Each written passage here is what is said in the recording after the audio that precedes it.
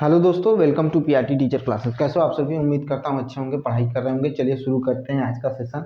देखिए हम लोग क्लास 7 का जो है चैप्टर पढ़ रहे थे। इसमें आपका टाइम एंड मोशन दिया हुआ, उसमें कुछ खास नहीं दिया हुआ है। बस उसमें एक चीज़ बहुत खास दिया हुआ है, डिस्टेंस और टाइम का ग्राफ। उसको हम अगली कक्षा में जब पढ़ाएंगे आपको, ठीक है, मोशन, तो उसमें हम आपको बता देंगे। लेकिन और उसके अलावा उसमें कुछ है नहीं खास, तो उसको हमें नहीं पढ़ाना है क्योंकि टाइम बहुत कम है। हमें वो चीज़ पढ़ाना है जो आपको काम की चीज़ हो। तो इसीलिए हम लोग इसी चैप्टर में अगला चैप्टर आपका शुरू करने चल रहे हैं, विद्युत धारा। ठीक है, विद्युत धारा और उसके इसके प्रभाव। ठीक है, electric current and its effect क्या करना है, हम लोगों को पढ़ना है। ठीक है, इलेक्ट्रिक करंट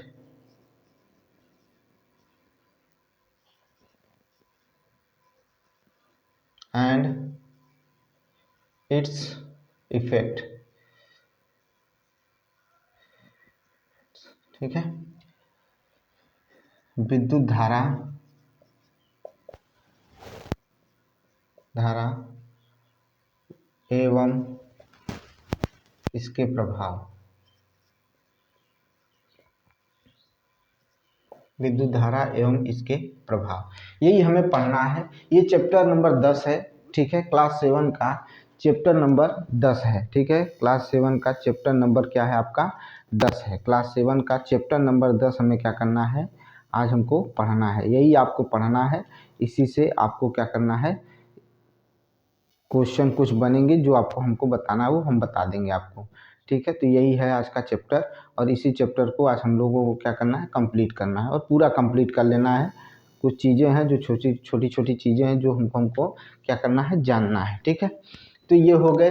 ठीक है, विद्युत धारा और उसके प्रभाव। देखिए यहाँ पर हमें विद्युत धारा की डिफिनीशन नहीं दी हुई है, न तो ऐसा कुछ दिया हुआ है जो बहुत इम्पोर्टेंट हो। ठीक है, लेकिन कुछ चीज़ें ऐसी हैं जो हमें देखना और उसको समझना ज़रूरी है।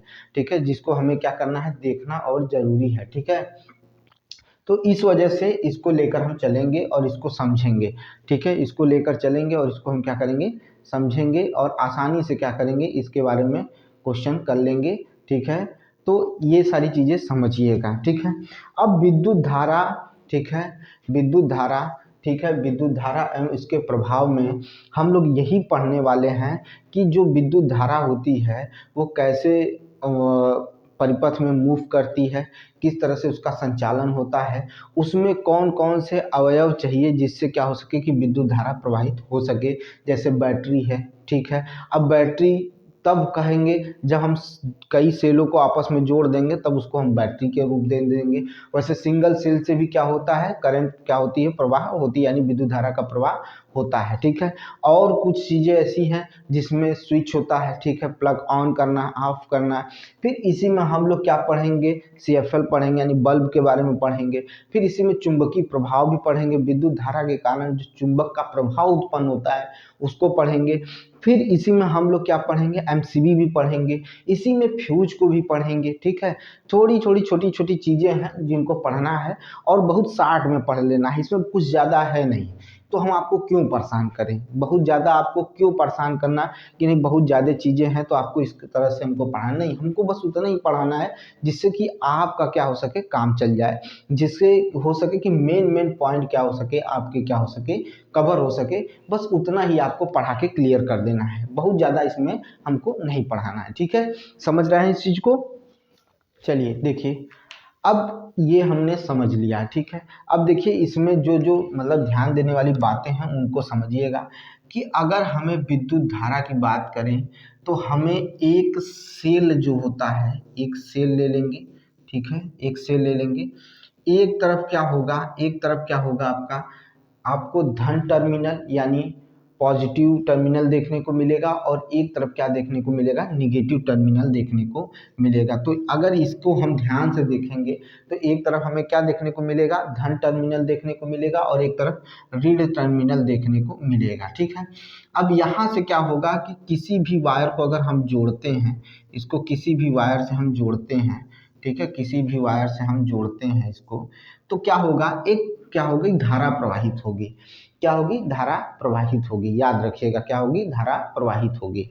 ठीक है, तो इसी चीज को विद्युत धारा के रूप में दिखाया गया है। ठीक है, हम सिर्फ अभी क्या कर रहे हैं, एक मोटा मोटा पढ़ रहे हैं, जो चीजें समझ में आनी चाहिए उसको एक मोटे तौर पर हम देख रहे हैं। ठीक है, अब हम इसमें पहली हेडिंग जो होगी वो सिंबल्स ऑफ इलेक्ट्रिक कंपोनेंट्स की होगी। ठीक है, सिंबल्स ऑफ इलेक्ट्रिक कंपोनेंट की होगी, जिसे क्या कहा जा सकता है, तो विद्युत अवयवों का प्रतीक। ठीक है, विद्युत अवयवों का क्या होगा, प्रतीक होगा। यही चैप्टर का पहला हेडिंग होगा कि सिंबल्स ऑफ इलेक्ट्रिक कंपोनेंट्स। ठीक है, सिंबल्स ऑफ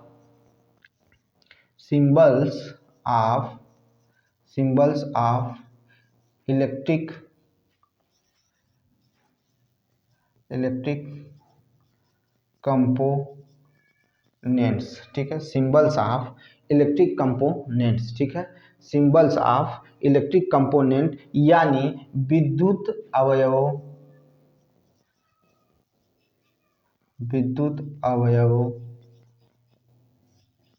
के प्रतीक। ठीक है, विद्युत अवयवों के प्रतीक। ठीक है, विद्युत अवयवों के प्रतीक, यही हमको पढ़ना है। ठीक है, विद्युत अवयवों के प्रतीक यानी सिंबल्स ऑफ इलेक्ट्रिक कंपोनेंट्स के, ठीक है, विद्युत अवयवों के प्रतीक हमको क्या करना है, पढ़ना है। विद्युत अवयवों के क्या करना है, प्रतीक हमको क्या करना है, पढ़ना है। ठीक है, अब हम बात करते हैं, किसकी बात करने चल रहे हैं इसमें, पहले सबसे पहले हम किसकी बात करने चल रहे हैं, तो इसमें हम सबसे पहले किसकी के बात करेंगे, तो हम लोग इलेक्ट्रिक सेल की बात करेंगे। किसकी बात करेंगे, तो इलेक्ट्रिक सेल की बात करेंगे। इलेक्ट्रिक सेल की बात करेंगे। ठीक है, ध्यान से सुनिएगा, इलेक्ट्रिक सेल की बात करेंगे। ठीक है, विद्युत सेल की बात करेंगे। ठीक है, किसकी बात करेंगे, विद्युत सेल की बात करेंगे। ठीक है, विद्युत सेल की बात करेंगे। ठीक है, विद्युत सेल की। ठीक है, पहले समझिएगा चीज़ों को, फिर उसके बाद देखते हैं इलेक्ट्रिक सेल की बात करेंगे। अब ध्यान से देखिएगा, हमने इससे पहले आपको दिखा दिया था कि इसमें एक धन टर्मिनल होगा और एक ऋण टर्मिनल होगा। एक धन टर्मिनल होगा और एक क्या होगा, ऋण टर्मिनल होगा। जो धन टर्मिनल होगा, यह अगर हम इसका सिंबल देखें तो इसका सिंबल जो होगा वो लंबा होगा लेकिन पतला तार की तरह होगा। ठीक है, क्या होगा, लंबा होगा लेकिन पतले तार की तरह होगा। ठीक है, और यहाँ पर जो सिंबल देखने को मिल रहा है ये क्या है, लंबा है, देख लीजिए। लेकिन जो ऋण टर्मिनल होगा वो क्या होगा, छोटा होगा, वो छोटा होगा लेकिन क्या होगा, मोटा होगा। लेकिन क्या होगा, मोटा होगा। ये आपको जो देखने को मिल रहा है, ये जो आपको देखने को मिल रहा है, ये धन और ये ऋण टर्मिनल, ये क्या है, विद्युत सेल का क्या है, चिन्ह है, या यह प्रतीक है विद्युत सेल का। यह क्या है, विद्युत सेल का क्या है, प्रतीक है। ये याद रखिएगा। इसमें जो धन टर्मिनल होगा, अब हमेशा दिमाग में बैठा लीजिए, बहुत बच्चे बहुत गलती करते हैं। बहुत बच्चे क्या करते हैं, इसको भी इतना बड़ा बनाते हैं और ऋण को भी इतने बड़ा बना देते हैं, और इसको प्लस लिख देते हैं, इसको माइनस लिख देते हैं। भाई क्या अंतर रह गया इसमें जब इस तरह से करेंगे तो, नहीं भाई, यहाँ पर ये गलत है। अगर हमें दिखाना है कि विद्युत सेल किस तरह से हम दिखा सकते हैं, तो इसको थोड़ा मोटा करेंगे। ठीक है, इसको थोड़ा मोटा करेंगे और थोड़ा छोटा करेंगे। ठीक है, और यहाँ दिखाएंगे लीड टर्मिनल, ये बन के आएगा विद्युत सेल का क्या होगा, आपको देखने को मिलेगा। ठीक है, विद्युत सेल आपको देखने को मिलेगा। ठीक है, क्या होगी, मोटी होगी लेकिन क्या होगी, समांतर होगी। ठीक है, तो मैं कह सकता हूँ कि एक विद्युत सेल का जो प्रतीक होता है उसमें धन टर्मिनल लंबा होता है लेकिन पतला होता है और थोड़ा सा बड़ा होता है, लेकिन वहीं ऋण टर्मिनल जो होता है वो छोटा होता है आकार में, लेकिन और क्या होता है, मोटा होता है। छोटा होता और मोटा होता है, और वहीं पर हमको देखने को एक ऋण टर्मिनल देखने को मिलता है। ठीक है, छोटी और मोटी रेखा को ऋण टर्मिनल से निरूपित करते हैं। ठीक है, ऋण टर्मिनल से निरूपित करते हैं। ये आपका एक फिगर हो गया, इसको समझ लीजिए, बहुत पूछ भी सकता है भाई, इसीलिए हम देखिए इससे पहले जो चैप्टर था बहुत सिंपल था, या उसमें कुछ खास नहीं था, इसलिए उसको हम नहीं उठाए। इसमें कुछ खास है तभी हम उसको उठाए हैं, इस वजह से इसको पढ़ा रहे हैं। तो इस चीज़ को समझ लीजिएगा, इस चीज़ को समझ लीजिएगा। दो बार मैंने समझा दिया कि विद्युत सेल में किस तरह से हम देखेंगे, इलेक्ट्रिक सेल में हम किस तरह से देखेंगे। फिर से सुनिएगा, इलेक्ट्रिक सेल यानी विद्युत सेल में हमें ये देखना है, एक धन टर्मिनल देखने को मिलेगा, एक ऋण टर्मिनल देखने को मिलेगा। जो धन टर्मिनल होगा वो थोड़ा लंबा होगा लेकिन पतला होगा, वो लंबा होगा लेकिन पतला होगा। लेकिन इसी में जो निगेटिव टर्मिनल होगा वो थोड़ा सा क्या होगा, छोटा होगा, स्मॉल होगा, बट थिक होगा यानी मोटा होगा। उसी को ऋण टर्मिनल से अगर हम दोनों को बराबर दिखाएंगे तो अंतर ही क्या रह जाएगा। तब हम कैसे पहचानेंगे कि ये विद्युत सेल है या इसका सिंबल है। ठीक है, तो विद्युत सेल का सिंबल इसी तरह से क्या किया जाता है, पहचाना जाता है। अब इतनी बात अगर समझ में आ गई हो तो आगे की तरफ बढ़े। ठीक है, इसको जरूर देख लीजिएगा, यही सब चीजें इसमें हैं। ठीक है, हम एकदम विद्युत धारा के बारे में बात नहीं कर रहे हैं, हम विद्युत धारा की परिभाषा नहीं पढ़ाने आए हैं। अभी हमें विद्युत धारा की परिभाषा नहीं पढ़ानी है। हमें जब पढ़ानी है विद्युत धारा की परिभाषा, विभवांतर, विभव क्या होता है, वो हम अगली कक्षा में आपको बताएंगे। लेकिन जितना इस चैप्टर में दिया हो उतना हम आपको बताने चल रहे हैं। ठीक है, उतना हमारा काम है इसमें बताने का। ठीक है, जब हमें जरूरत पड़ेगी कि हमें और कुछ भी आगे बताना है तब हम बताएंगे। ठीक है, तो चलिए अब आगे की तरफ देखते हैं। हमें अब क्या देखना है, स्विच देखना है। क्या देखना है, स्विच देखना है। या भाई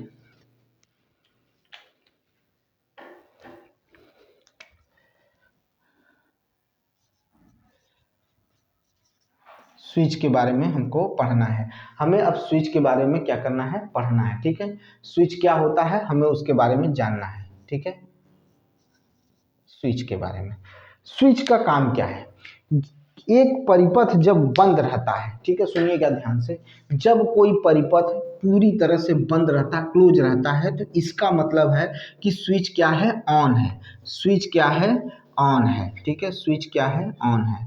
ठीक है, स्विच क्या है, ऑन है।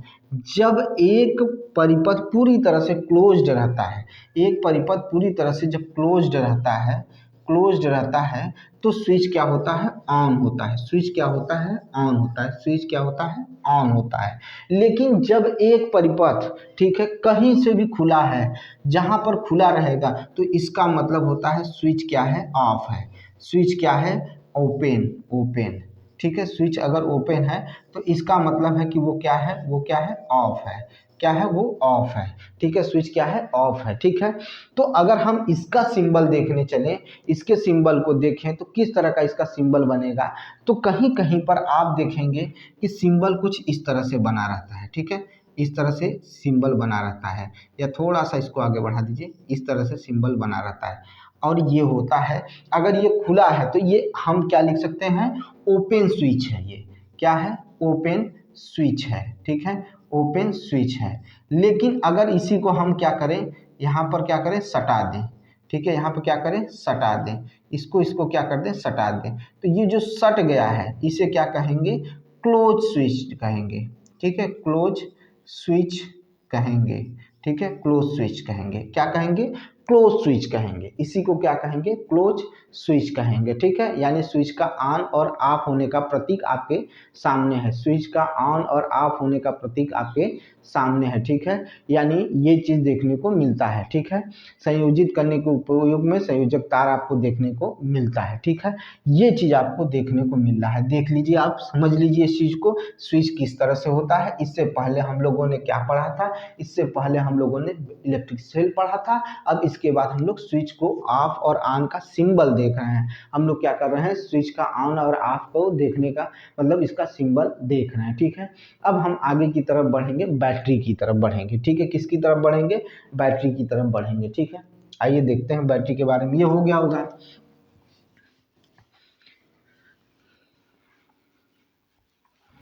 अब हमें क्या देखना है, बैटरी देखना है। ठीक है, क्या देखना है, बैटरी के बारे में देखना है। ठीक है, तो चलिए बैटरी के बारे में देखते हैं। ये यार,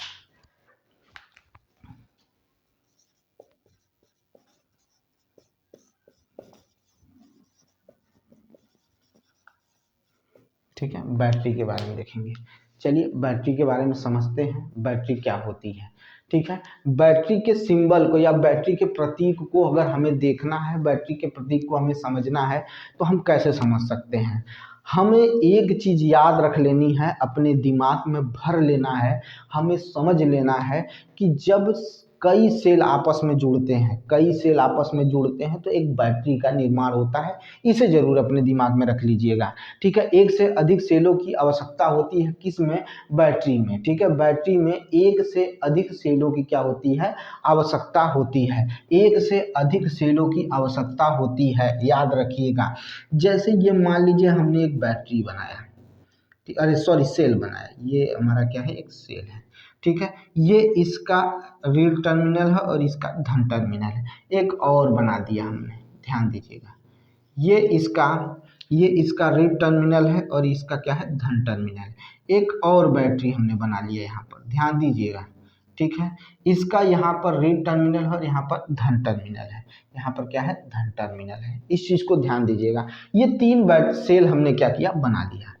तीन सेल हमने क्या किया? बना लिया, ठीक है। तीन सेल हमने बना लिया, ठीक है। अब ध्यान से सुनिएगा, अब हम इसको किस में कन्वर्ट करने चल रहे हैं?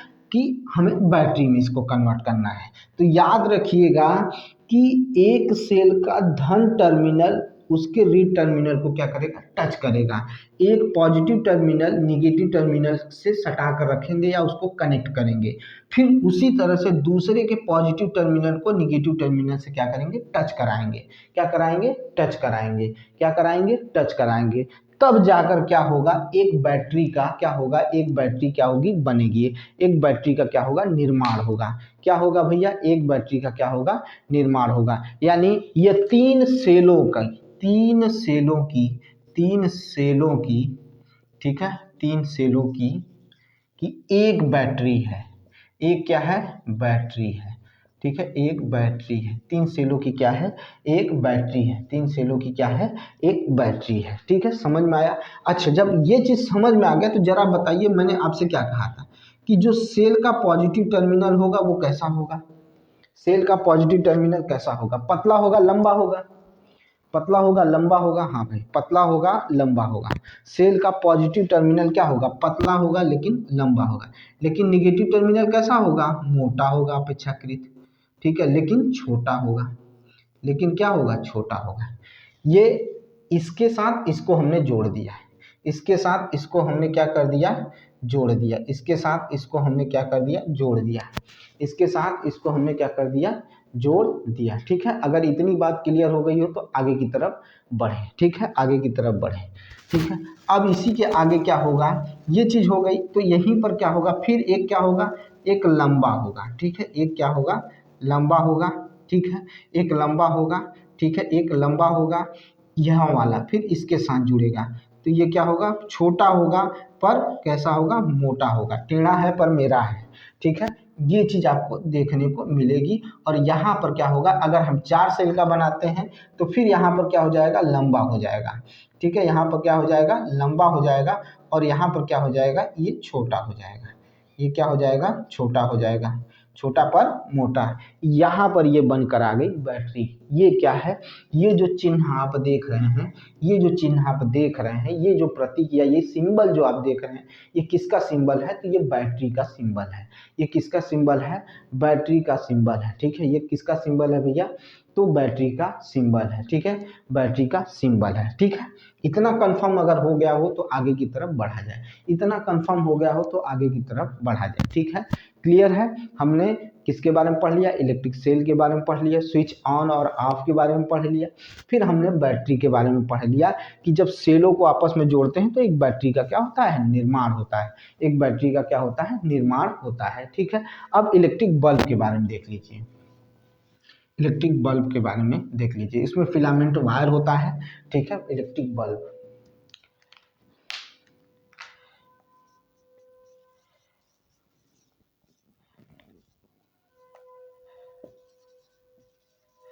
ठीक है। इलेक्ट्रिक बल्ब के बारे में देख लीजिए। अब इलेक्ट्रिक बल्ब में क्या होता है? अगर इसके सिंबल को देखें तो हम एक बल्ब बनाते हैं, ठीक है। देखिए एक क्या करते हैं? बल्ब बनाते हैं, ठीक है, ठीक है। इस चीज़ को समझिएगा। और यहाँ से एक वायर गया है इस तरह से, इस तरह से, फिर इस तरह से ये बन गया है, ठीक है। इसको समझिएगा। ये हो गया है, ये फिगर है। लेकिन अगर इसके हम इसका जो बल्ब का जो जो देखने को मिलता है, सिंबल जो देखने को मिलता है, वो कुछ इस तरह से देखने को मिलता है, ठीक है। इस तरह से देखने को मिलता है। ये क्या है, इलेक्ट्रिक बल्ब का सिंबल है। इसमें कुछ खास नहीं है, इसमें कुछ खास नहीं है। तो देख लीजिए इलेक्ट्रिक बल्ब कैसा होता है, इस तरह से इलेक्ट्रिक बल्ब होता है। ठीक है, इस तरह से क्या होता है, इलेक्ट्रिक बल्ब होता है। ठीक है, आप अगर इस चीज़ को समझ गए हों तो देख लीजिए। ठीक है, इस तरह से होता है। हाँ, इससे पहले जो बैटरी बताए थे, अगर आप अपनी टीवी के रिमोट को देखेंगे, टार्च को देखेंगे जिसमें 3 से 4 टार्च सेल लगते हैं, वो सेल जब आपस में कनेक्ट होते हैं तो देखेंगे कि जब आगे की तरफ पॉजिटिव टर्मिनल है तो पीछे निगेटिव टर्मिनल है, तो उसमें फिर जो अगला सेल डालेंगे तो उसके निगेटिव टर्मिनल से टच कराएंगे पॉजिटिव टर्मिनल को, फिर पॉजिटिव टर्मिनल को निगेटिव टर्मिनल से टच कराकर एक बैटरी का क्या करते हैं, निर्माण करते हैं। और उसी तरह से ये क्या है, बल्ब है। संयोजी तार, ठीक है, क्या होता है, किसकी बारी बात कर रहे हैं, तो संयोजी तार यानी वायर की बात कर रहे हैं। तो वायर का जो चिन्ह होता है इस तरह से होता है, या उसका प्रतीक जो होता है इस तरह से आपको देखने को मिलता है। ठीक है, इस तरह से आपको देखने को मिलता है। अब भाई इसमें ज़्यादा से ज़्यादा चिल्लाने या इससे ज़्यादा इसमें बताने से टाइम ही खर्च होगा, कोई फायदा नहीं होगा। इसमें ज़्यादा चिल्लाने या यूज करने से कोई फायदा नहीं है। आप बस इतना ही समझ लीजिए, इतने से ही आपका क्या हो जाएगा, काम हो जाएगा। तो ये हमें इतने ही सिंबल इसमें दिखाए गए हैं, इतना ही हमको क्या करना है, पढ़ाना है। ठीक है, अगर हम अब इसको एक कहते हैं कि अगर हम एक परिपथ बनाए, ठीक है, एक क्या बनाए, सर्किट बनाए, एक परिपथ बनाए, तो परिपथ का आरेख किस तरह से होगा। ठीक है, ठीक है, एक सर्किट डायग्राम किस तरह से होगा। अगर हमें एक सर्किट डायग्राम देखना हो, हमें इन सभी चीज़ों का प्रयोग करके, इन सभी चीज़ों का प्रयोग करके एक सर्किट डायग्राम देखना हो, तो किस तरह का सर्किट डायग्राम बनेगा, किस तरह का सर्किट डायग्राम बनेगा। ठीक है, सर्किट डायग्राम, ठीक है, डायग्राम, ठीक है, सर्किट डायग्राम। देखिए हम दो तरह के सर्किट डायग्राम बनाने चल रहे हैं, हम दो तरह का सर्किट डायग्राम बनाने चल रहे हैं। एक ऐसा सर्किट डायग्राम बनाएंगे जिसमें क्या होगा, स्विच ऑन होगा, और एक ऐसा डायग्राम बनाएंगे जिसमें स्विच ऑफ होगा। एक ऐसा डायग्राम बनाएंगे जिसमें स्विच ऑन होगा, और एक ऐसा डायग्राम बनाएंगे जिसमें स्विच ऑफ होगा। इससे क्या होगा कि हमें देखना है। ठीक है, हम उसमें क्या क्या लेंगे, तो देखिए हम एक यूज करेंगे एक बल्ब का, ठीक है, फिर एक सेल का यूज करेंगे, फिर क्या यूज करेंगे, एक स्विच का यूज करेंगे। ठीक है, क्या यूज करेंगे, स्विच का यूज करेंगे। ठीक है, और उसी से क्या करेंगे, एक डायग्राम बनाएंगे। ठीक है, तो चलिए बनाते हैं। तो पहले किस कौन सा कंडीशन यूज करते हैं, तो स्विच ओपन का, ठीक है, स्विच ओपन का कंडीशन हम लगाते हैं, स्विच ओपन का। ठीक है, तो देखिए यहाँ से हम खींच रहे हैं, हमने क्या कहा था कि हमने कहा था, इसको मिटा देते हैं और ऊपर बनाते हैं।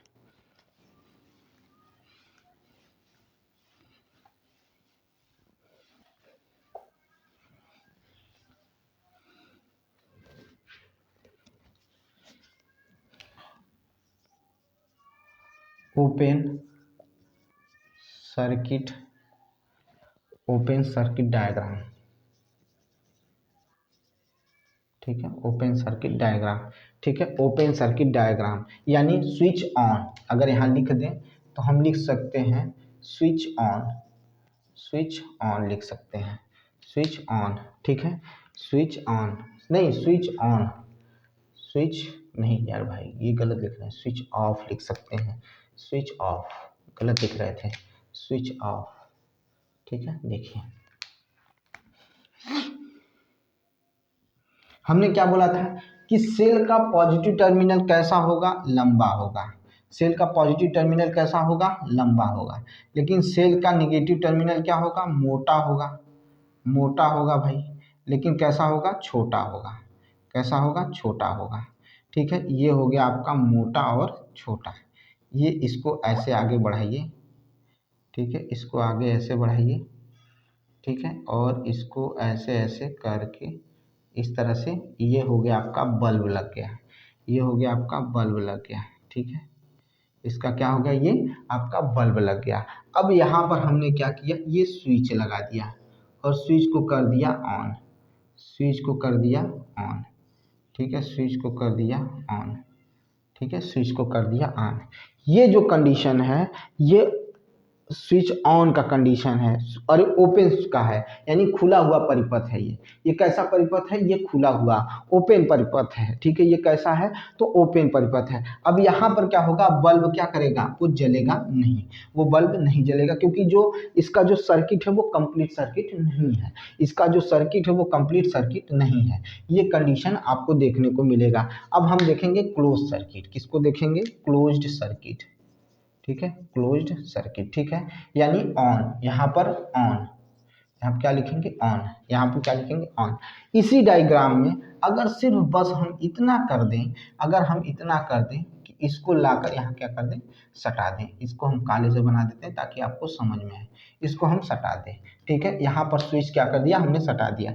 अब ये क्या करेगा? बल्ब क्या हो जाएगा? ब्राइट हो जाएगा। ये बल्ब क्या होगा? ब्राइट हो जाएगा। ये बल्ब क्या हो जाएगा? ब्राइट हो जाएगा, ठीक है। ये बल्ब क्या होगा? ब्राइट हो जाएगा। ये बल्ब क्या होगा? ब्राइट होगा, यानी बल्ब क्या हो जाएगा? जलने लगेगा। ये बल्ब क्या हो जाएगा? जलने लगेगा, ठीक है। ये बल्ब क्या होगा? जलने लगेगा। देख लीजिए, यही है। ये फिलामेंट होता है बल्ब में, जो क्या करता है, जब आपस में जुड़ते हैं तो ये ऊष्मा प्रोड्यूस करता है। यानी ऊष्मा जब प्रोड्यूस करेगा तो ये जलेगा। जब जलेगा तो ये क्या होगा? बर्न होगा। तो ये क्या करेगा? प्रकाश यानी लाइट देना शुरू कर देगा। ये लाइट देना शुरू कर देगा। यही चीज़ आपको देखना है, इसी चीज़ को समझना है, ठीक है। समझ में आया कि नहीं आया? ठीक है, समझ में आया कि नहीं आया? ठीक है, ये देख लीजिए भाई, इसको देख लीजिए।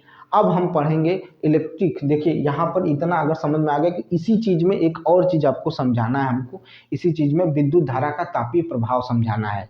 विद्युत धारा का तापीय प्रभाव आपको समझाना है। हीटिंग इफेक्ट ऑन, ठीक है, heating effect of the electric current, ठीक है। विद्युत धारा का तापीय प्रभाव, विद्युत धारा का तापीय प्रभाव समझिएगा।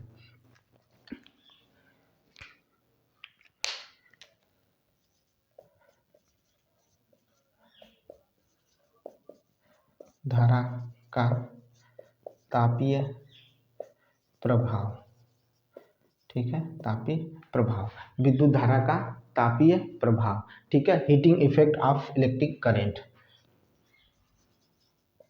हीटिंग इफेक्ट ऑफ इलेक्ट्रिक, ठीक, इलेक्ट्रिक करंट, ठीक है, इलेक्ट्रिक करंट। इस चीज को ध्यान से सुनिएगा। अब क्या हुआ? एक स्विच लगा लिया, एक संयोजन तार ले लिया, यानी वायर ले लिया। उसको हम इस तरह से एक विद्युत परिपथ बना रहे हैं, जिसको केवल एक सेल का उपयोग करके उसको हम लोग क्या कर रहे हैं? इस तरह से बना रहे हैं। इसमें हमने स्विच को ऑन और ओपन कंडीशन देने का ऑन और ओपन कंडीशन दिया है, ठीक है। इसमें ऑन भी कर सकते हैं और ओपन भी कर सकते हैं। स्विच को ऑन और ओपन दोनों कर सकते हैं। जब हम स्विच को ऑन करेंगे तो बल्ब क्या होगा? जलेगा। जब हम स्विच को ऑन करेंगे तो बल्ब जलेगा, और जब बल्ब जलेगा तो लगभग 1 मिनट बाद या कुछ देर बाद क्या होगा? वो दीप्त होना शुरू हो जाएगा। वो क्या होना शुरू हो जाएगा? जलना शुरू हो जाएगा। तो जब वो जलेगा तो उस बल्ब को फिर बंद कर दीजिए, यानी ऑफ कर दीजिए, और कुछ मतलब ऑफ करने के बाद उस बल्ब की सतह को टच करिए। आपको यह महसूस होगा कि छूने के बाद क्या महसूस होगा? कि वो क्या कर रहा है? वो गर्म है, उसमें गर्माहट है। यहाँ पर टच करने के बाद क्या होगा? आपको महसूस होगी क्या? गर्माहट महसूस होगी। तो इसका मतलब ये हुआ कि विद्युत धारा प्रवाहित होने पर, विद्युत धारा परिपथ में प्रवाहित होने पर उसका प्रभाव किस रूप में देखने को मिलता है? तो एक तो प्रकाश के रूप में देखने को मिलता है और एक ऊष्मा के रूप में देखने को मिलता है। और ये तब कंडीशन होता है जब विद्युत धारा प्रवाहित होती है, जब विद्युत धारा प्रवाहित होती है। और भी आसानी से समझना है तो एक बैटरी का जो होती है, सेल ले लीजिए।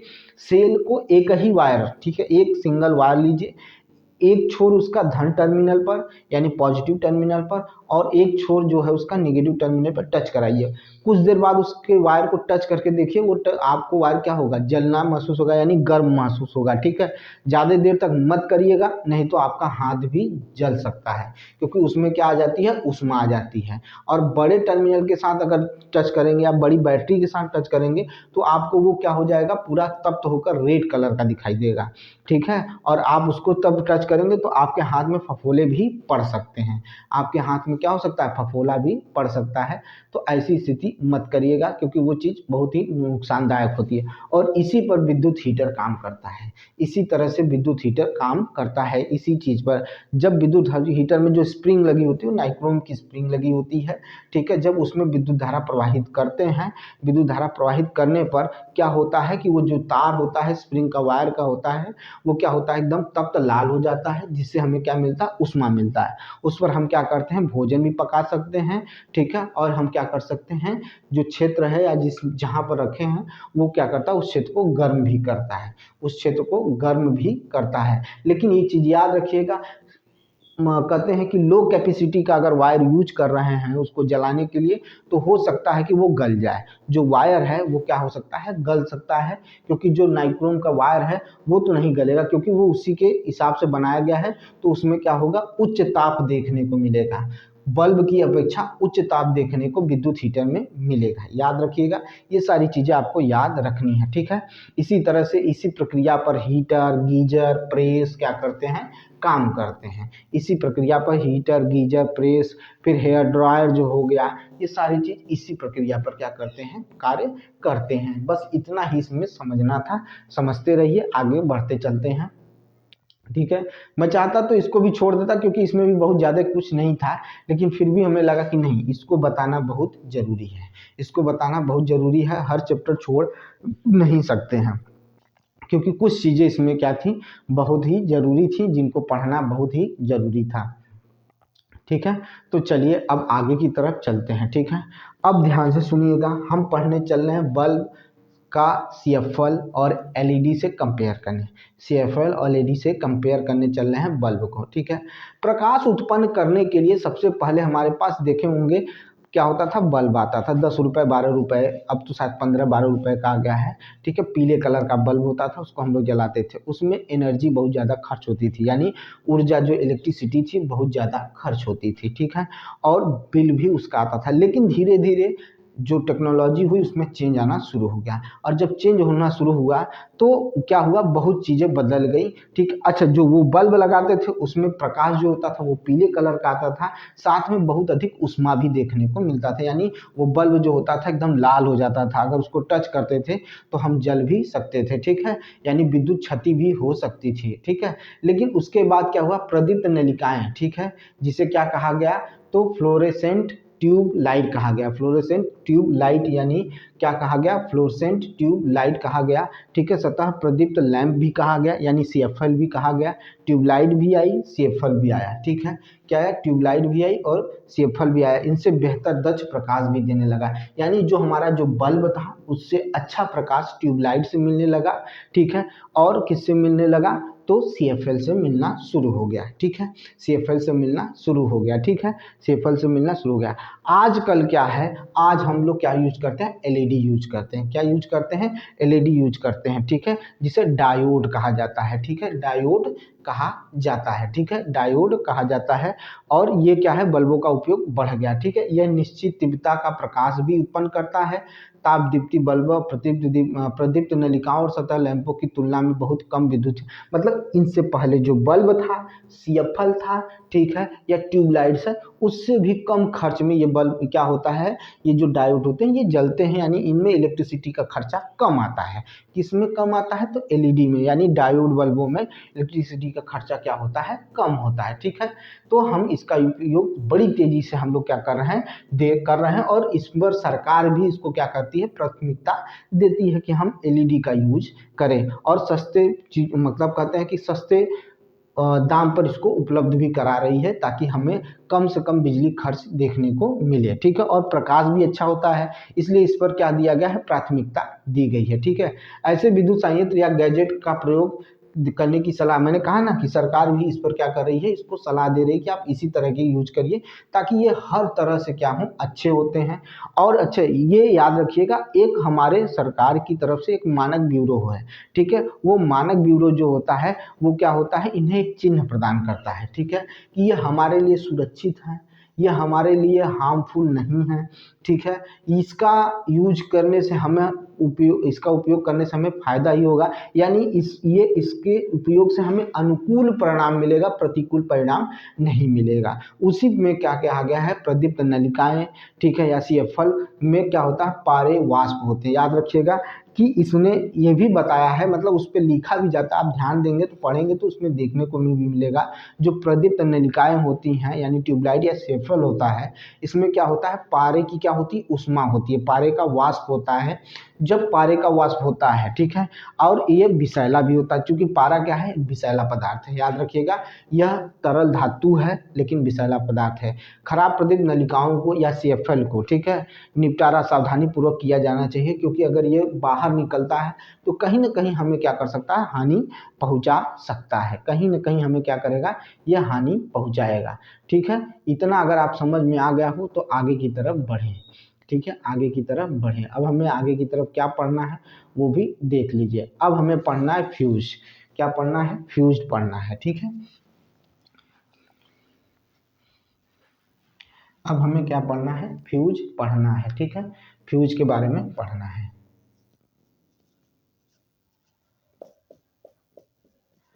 ठीक है। फ्यूज के बारे में पढ़ते हैं, सुनिएगा ध्यान से। इससे पहले जो होता था, ठीक है, चाहे हमारे मकान हो, चाहे कोई भी बड़ी बिल्डिंग हो, तो फ्यूज का उपयोग किया जाता था। देखिए फ्यूज का उपयोग क्यों किया जाता है, सुनिएगा ध्यान से। फ्यूज का उपयोग सुरक्षा को देखते हुए इसका उपयोग किया जाता है। सुरक्षा को नज़रअंदाज नहीं किया जा सकता है, क्योंकि इलेक्ट्रिक करंट जो होती है वो क्या होती है, अगर उसकी वजह से आग भी लग सकती है, आपकी जान भी जा सकती है, ठीक है, बहुत सारी क्षति हो सकती है।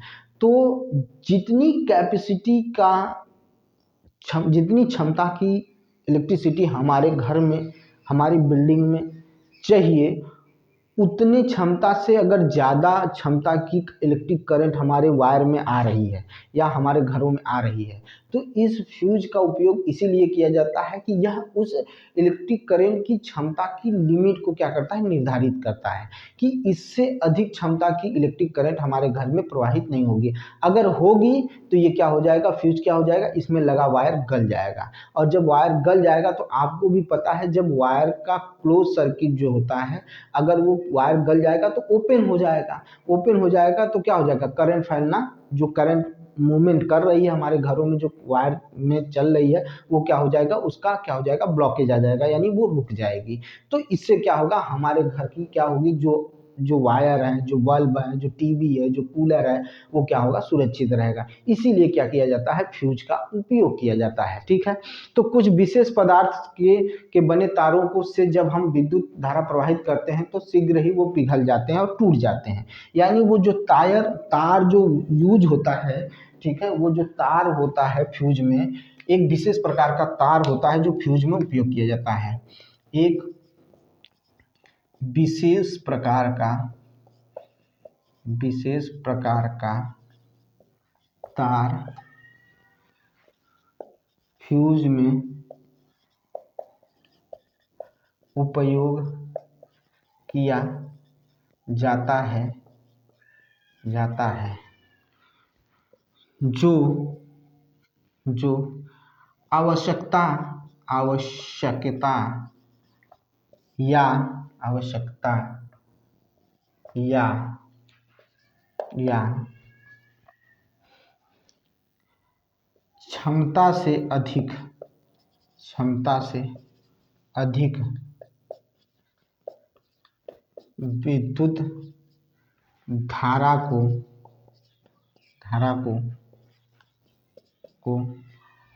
परिपथ में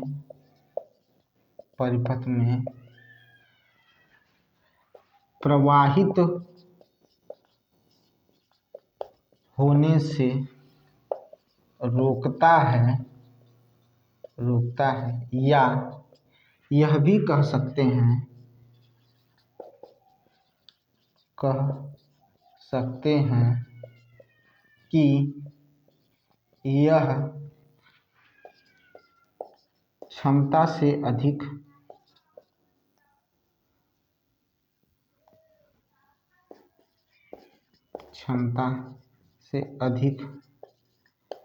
अधिक विद्युत धारा प्रवाहित होने पर यह पिघल जाता है।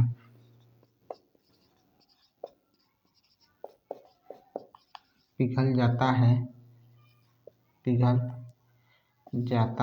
है जिससे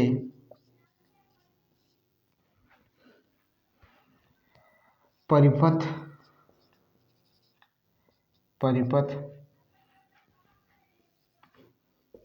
की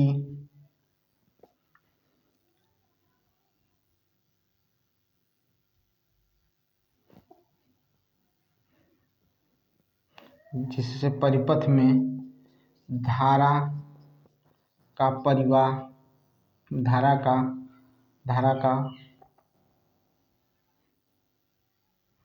प्रवाहित होना रुक जाता है। ठीक है। एक विशेष प्रकार का तार फ्यूज में उपयोग किया जाता है जो आवश्यकता या क्षमता से अधिक विद्युत धारा को परिपथ में प्रवाहित होने से रोकता है, या यह भी कह सकते हैं कि यह क्षमता से अधिक विद्युत धारा प्रवाहित होने पर यह पिघल जाता है जिससे परिपथ में धारा का प्रवाहित होना रुक जाता है। ठीक है। यही फ्यूज का काम है। यही क्या है? फ्यूज का काम है। ठीक है। फ्यूज का काम है, याद रखिएगा। यही क्या है? फ्यूज का काम है। मैंने इसको अपनी भाषा में लिखवा दिया है, आप इस चीज़ को समझ लीजिएगा। इसमें बहुत ज़्यादा चीज़ें हैं नहीं तो इसको समझने की ज़रूरत है। ठीक है। विद्युत, ठीक है, इतना समझ लीजिए। आप अगर इतना समझ जाते हैं तो क्लियर है, कोई बहुत ज़्यादा चीज़ नहीं है, क्योंकि इसके बाद हमको क्या पढ़ाना है? एमसीबीज पढ़ाना है। ठीक है। एमसीबी आपको अगर हम पढ़ा लेंगे तो बस बात खत्म हो जाएगी। ठीक है। आजकल क्या हो रहा है? फ्यूज के स्थान पर देखिए, जैसे क्या होता था कि भाई चीज़ें समय के अनुसार, टेक्नोलॉजी के अनुसार क्या है, चीज़ें बदलती जा रही हैं। चीज़ों में क्या होता जा रहा है? परिवर्तन होता जा रहा है। ठीक है। आजकल फ्यूज के स्थान पर लघु परिपथ विच्छेदक, ठीक है, लघु परिपथ विच्छेदकों का क्या होता है? यूज होता है। लघु परिपथ विच्छेदकों का क्या होता है? यूज होता है, जिसे एमसीबी कहते हैं। क्या कहते हैं भाई? तो एमसीबी कहा जाता है उसको। क्या कहा जाता है? तो एमसीबी कहा जाता है। ठीक है। लघु परिपथ विच्छेदकों का क्या किया जाता है? उपयोग किया जाता है। ठीक है, याद रखिएगा। तो अभी देखते हैं, इसके बारे में भी पढ़ लेते हैं। ठीक है।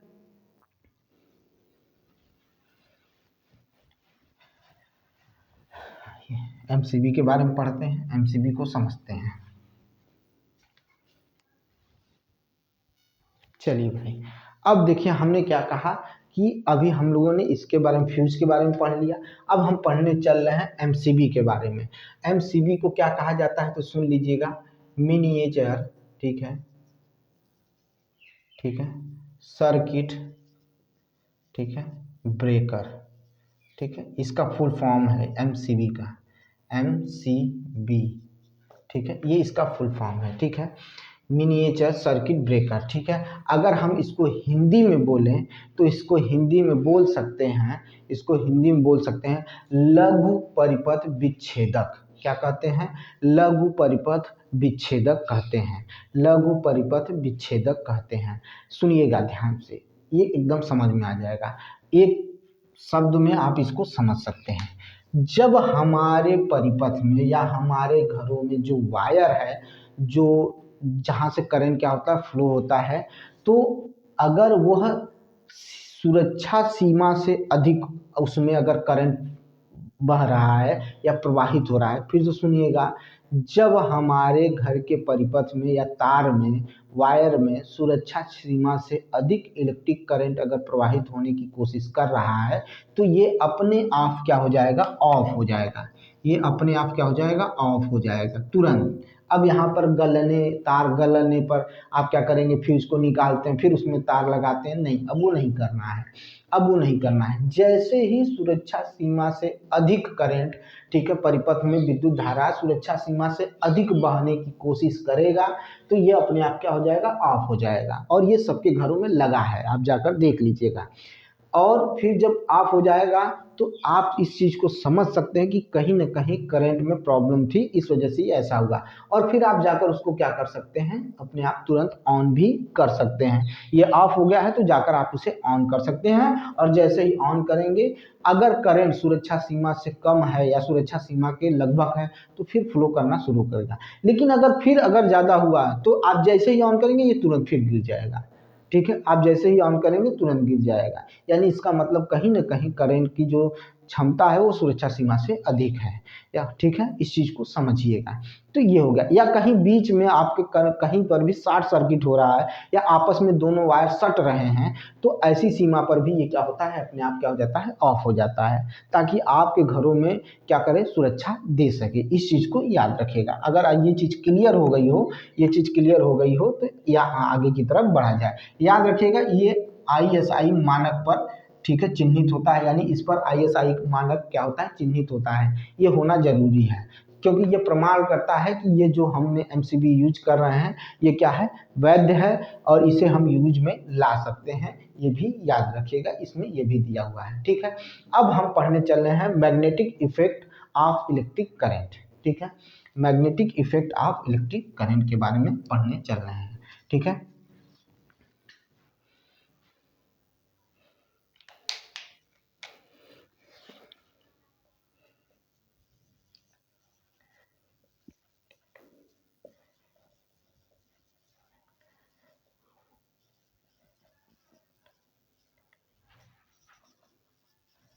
करंट। ठीक है, magnetic effect of electric current. ठीक है, magnetic effect of electric current. ठीक है, magnetic effect of electric current. ठीक है, अरे यार एन, ये magnetic effect of electric current. ठीक है, magnetic effect of electric current. ठीक है, विद्युत धारा का, ठीक है, चुंबकीय प्रभाव। विद्युत धारा का चुंबकीय प्रभाव इसमें कैसे दिखाया गया है, हमने क्या किया, एक सेल ले लिया, एक बल्ब ले लिया, एक स्विच ऑफ और ऑन करने का गैजेट ले लिया। ठीक है, और हमने क्या किया, एक कहते हैं ना जो सलाई का जो जिसमें माचिस होती है उसका एक खोखा ले लिया जिसमें माचिस रखी जाती है। ठीक है, उसी में हमने क्या किया, चुंबकीय संकेतक सुई रख दिया है। ठीक है, चुंबकीय संकेतक सुई रख दिया गया है। ठीक है, अब हम क्या करेंगे, इस परिपथ में सेल के जरिए क्या करेंगे, करंट फैलाना शुरू करेंगे। ठीक है, एक चुंबकीय सुई रख दिया, अब उसमें क्या करेंगे, जैसे ये हमने बना दिया। ठीक है, इसको समझिएगा, ये है आपकी, ठीक है, यहाँ पर हमने सुई रख दिया। ठीक है, और यहाँ से हमने क्या किया है, ध्यान से देखिएगा, हमने क्या किया है, अगर हम इसको और अच्छे से बनाते हैं, अच्छा,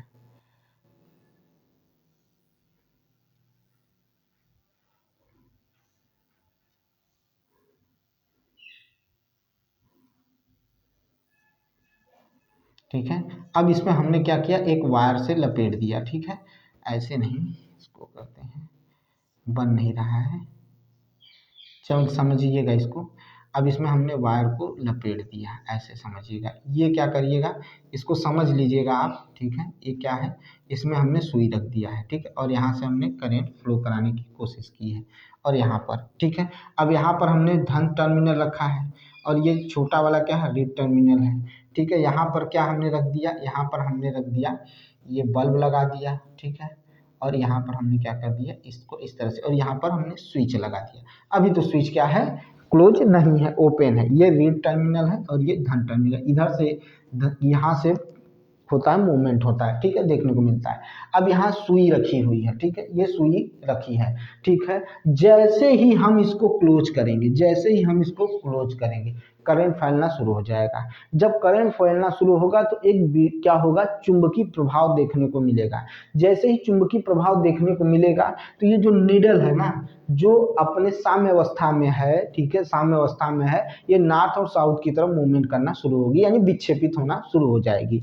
नॉर्थ और साउथ की तरफ क्या हो जाएगी, विक्षेपित होना शुरू हो जाएगी। तो हमें ये समझ में आ जाएगा यहीं पर कि हमारी क्या है, कि हमारा क्या हो रहा है, कि विद्युत धारा में एक चुंबकीय प्रभाव देखने को मिल रहा है। और जैसे ही स्विच को हटाएंगे, जैसे ही स्विच को हमने हटाया, जैसे ही स्विच को हटाया यानी परिपथ को हमने क्या कर दिया, ओपन कर दिया, यानी उसमें से करंट अब फैलना बंद हो गया है, तो सुई फिर अपने साम्य अवस्था में क्या हो जाएगी, आ जाएगी, विक्षेपित नहीं होगी। क्या होगी, उसका विक्षेपण देखने को नहीं मिलेगा, उसका विक्षेपण देखने को आपको नहीं मिलेगा। ये चीज कहता है क्या, इस चीज से हमें पता चलता है कि जो वायर है उसमें इलेक्ट्रिक करंट की वजह से मैग्नेट क्या हो रहा है, यानी चुंबकत्व क्या हो रहा है, जनरेट हो रहा है। क्या हो रहा है, चुंबकत्व जनरेट हो रहा है, ठीक है। और यह चीज जो है, यह चीज को बताने वाले जो थे, ठीक है, उन्होंने कहा था, ये जो आर्स्टेड थे उन्होंने ही बताया, या उन्होंने ही ये परीक्षण के बारे में समझाया था, ठीक है, याद रखिएगा। अब हम आगे की तरफ बढ़ते हैं और आगे की तरफ देखते हैं।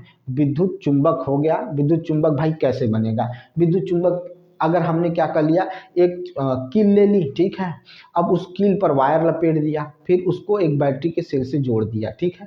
बैटरी के सेल से जैसे ही आप जोड़ेंगे तो वायर में क्या होगा, करंट फ्लो होगा, तो उस कील में क्या होगा, चुंबकत्व तो देखने को मिलेगा, लेकिन ये परमानेंट नहीं है, ये परमानेंट या अस्थायी रूप से नहीं है। यह जैसे ही करंट फ्लो को रोकेंगे वो चुंबकत्व उस पिन से खत्म हो जाएगा, ठीक है, उस पिन से खत्म हो जाएगा, वो चुंबकत्व उस पिन से खत्म हो जाएगा। इसी तरह के चुंबक, बड़े बड़े चुंबक बनाए जाते हैं जो हाइड्रोलिक मशीनों में लगाए जाते हैं, क्रेन में लगाए जाते हैं, जो बड़ी बड़ी चीज़ों को क्या करते हैं, बड़े बड़े जो लोहे के पार्ट्स होते हैं उनको उठाने के लिए इनका प्रयोग किया जाता है। विद्युत घंटी, ठीक है, अब हम पढ़ने चल रहे हैं विद्युत घंटी के बारे में, ठीक है, ये विद्युत घंटी के बारे में पढ़ने चल रहे हैं, इलेक्ट्रिक बेल के बारे में पढ़ने चल रहे हैं, और ये यही क्या है, यहाँ पर लास्ट है, ठीक है, यही क्या है, लास्ट है, इसके बाद इसमें खत्म है, ठीक है, इलेक्ट्रिक बेल।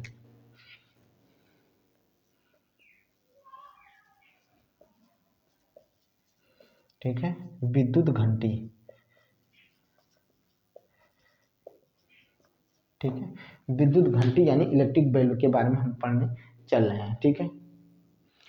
जो विद्युत घंटी जो होती है यह भी विद्युत चुंबक पर ही आधारित होती है, विद्युत चुंबक पर ही यह आधारित होती है विद्युत घंटी, ठीक है।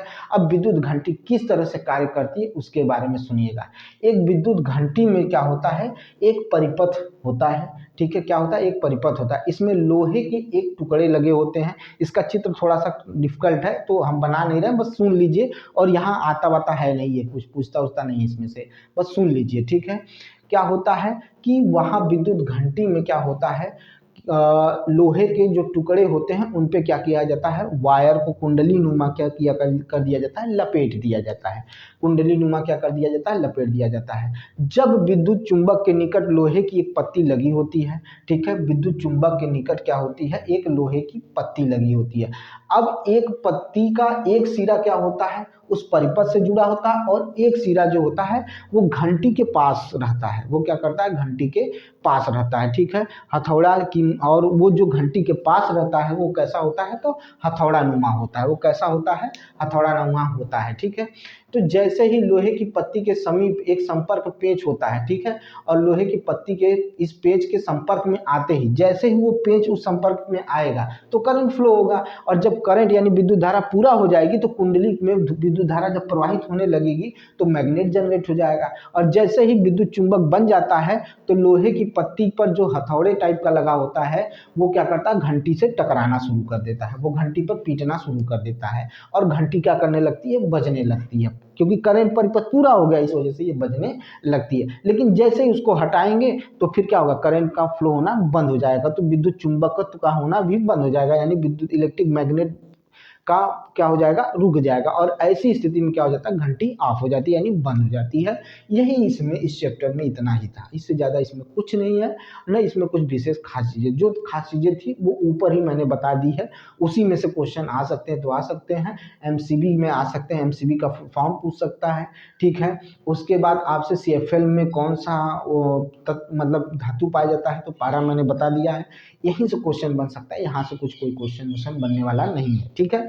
तो मैंने आपको ये पढ़ा दिया। अब इसके आगे कल के चैप्टर में अगला चैप्टर हम लोग पढ़ेंगे, ठीक है। देखिए एक चीज़ याद रखिए, मेरा जितना प्रयास हो सकता है मैं प्रयास करता हूँ, पढ़ाता हूँ और छोटे से छोटे में पढ़ाता हूँ। आपको ये याद रखिएगा कि मैं पहले इस चीज़ों को पढ़ता हूँ, समझता हूँ कितना आपको देना है, कहाँ तक देना है, वही देता हूँ। और ये चीज़ें फ्री हैं, आप इसको पढ़िए और ज़्यादा से ज़्यादा लोगों तक शेयर करिए। एक चीज़ और याद रखिएगा, समस्या को अपने पैरों तले कुचलने की कोशिश किया करिए, ठीक है। समस्या को अपने पैरों तले कुचलने की कोशिश करिए। और जब समस्या को अपने पैरों तले कुचलने की कोशिश करेंगे या किसी भी चीज़ को पैर से कुचलने की कोशिश करते हैं तो वो टूट जाती है। क्या होता है, वो टूट जाती है। तो समस्या को जब पैर के तले कुचलने की कोशिश करेंगे तो वो भी टूटेगा, याद रखिएगा। लेकिन अगर समस्या को सिर माथे पर बिठाएंगे तो आप टूट जाएंगे, क्योंकि वो आपको कुचल देगा। याद रखिएगा, समस्या क्या करेगी, आपको कुचल के रख देगी, आपको तोड़ के रख देगी। तो समस्या को कभी भी अपने सर पे हावी मत होने दीजिएगा, समस्या से लड़ने की कोशिश करिएगा, समस्या को कुचल कर आगे बढ़ने की कोशिश करिएगा, तब आप जीवन में कुछ कर सकते हैं, ठीक है। मैं तो कहता हूँ 177 लोग मुझसे जुड़े हुए हैं, मेरा वो परिवार बन चुका है। मुझे खुशी होती है यार, किसी को तो कोई नहीं है, मेरे पास तो 177 लोग सुनने के लिए हैं, ठीक है। कभी तो सुनेंगे, उसमें से 20 लोग भी सुन लेते हैं तो भी कोई दिक्कत नहीं है। आज 20 लोग सुन रहे हैं, कल 40 लोग सुनेंगे, कल 50 लोग सुनेंगे। इस तरह से सुनेंगे तो चीज़ें तो समझ में आएंगी और अच्छी चीज़ें बांटनी चाहिए, बढ़ानी चाहिए, तो वही बढ़ाने का प्रयास करता हूँ। तो अगर मेरा वीडियो आपको अच्छा लगता है तो लाइक करिएगा, शेयर करिएगा, कमेंट करिएगा, सब्सक्राइब कर लीजिए मेरे चैनल को, ठीक है। मिलते हैं नेक्स्ट वीडियो में। बहुत बहुत धन्यवाद।